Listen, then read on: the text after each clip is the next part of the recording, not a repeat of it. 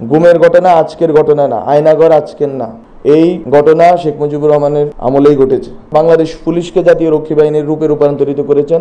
এই সেনাবাহিনীকে শেখ মুজিবুর রহমান কন্টামিনেট করতে পারেননি, কিন্তু শেখ হাসিনা কন্টামিনেট করেছেন। শেখ হাসিনা ইতিহাস থেকে শিক্ষা গ্রহণ করেছেন, জন্য তার বাবা 3.5 বছরের মাথায় ওনাকে বিদায় নিতে হয়েছে। সেই বিদায় হয়তো করুন, সেই বিদায় হয়তো গুমের ঘটনা আজকের ঘটনা না, আয়নাঘর আজকের না, বরং গুম, আয়নাঘর এবং এই যে নির্বিচার নিপীড়ন, এই ঘটনা শেখ মুজিবুর রহমানের আমলেই ঘটেছে। তার মেয়ে যেটা করেছেন, পুরা বাংলাদেশের প্রশাসন যন্ত্রকে জাতীয় রক্ষী বাহিনী বলে কোনো কিছু আর উনি আলাদা করে বানান নাই। উনি যেটা করেছেন, বাংলাদেশ পুলিশকে জাতীয় রক্ষী বাহিনীর রূপে রূপান্তরিত করেছেন।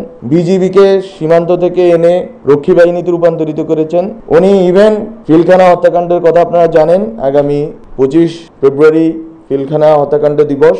পিলখানা হত্যাকাণ্ডের মাধ্যমে সেনাবাহিনীর যে মোরেল আছে, এই দেশের স্বাধীনতা সার্বভৌমত্বের পক্ষে লড়াইয়ে যেই নৈতিক সাহস এবং নৈতিক ভিত্তি আছে, সেটাকে ভেঙে দিয়ে ইভেন সেনাবাহিনীকে উনি, ওনার বাবা যেটা পারেন নাই, বাংলাদেশের মুক্তিযুদ্ধ করা সেনাবাহিনী বাংলাদেশের মুক্তিযুদ্ধ করেছে, মুক্তিযুদ্ধের ভিতর দিয়ে বাংলাদেশের সেনাবাহিনী তৈরি হয়েছে। এই সেনাবাহিনীকে শেখ মুজিবুর রহমান কন্টামিনেট করতে পারেন নাই, কিন্তু শেখ হাসিনা কন্টামিনেট করেছেন। উনি এটাকে দূষিত করেছেন এবং এটাকে করাপ্টেড করে রেখে গেছে। ফলত শেখ হাসিনাকে আমি মনে করি, অনেকেই বলে থাকেন ইতিহাসের শিক্ষা এই যে ইতিহাস থেকে কেউ শিক্ষা গ্রহণ করেন, শেখ হাসিনা ইতিহাস থেকে শিক্ষা গ্রহণ করেছেন, জন্য তার বাবা 3.5 বছরের মাথায় ওনাকে বিদায় নিতে হয়েছে। সেই বিদায় হয়তো করুন, সেই বিদায় হয়তো অগণতান্ত্রিক, সেটা নিয়ে আমরা কথা বলতে পারি, কিন্তু উনি যে কোনোভাবেই হোক ক্ষমতা থেকে যেতেন।